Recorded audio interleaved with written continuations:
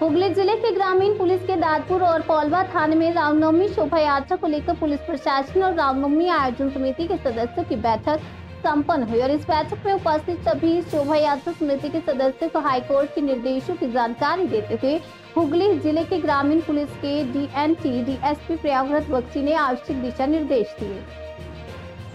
आगामी 6 এবং 9 এপ্রিল পৌলবা এবং দাঁতপুর থানা এলাকায় রামনবমী প্রতিপালিত হবে।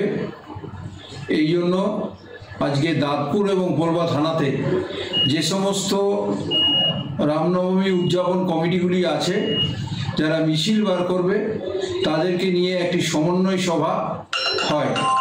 এই সভাতে আমাদের সরকারি যে নিয়ম কানুন আছে এবং 2024 সালে মহামান্য হাইকোর্টের যে নির্দেশ আছে সেগুলো তাদেরকে বলে দেওয়া হয় এবং মেনে চলার জন্য অনুরোধ করা হয়।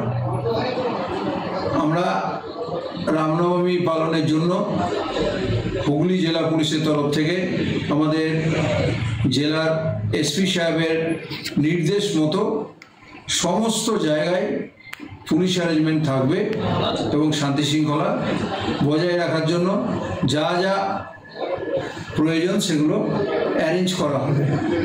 Thank you. আগামী 6 এবং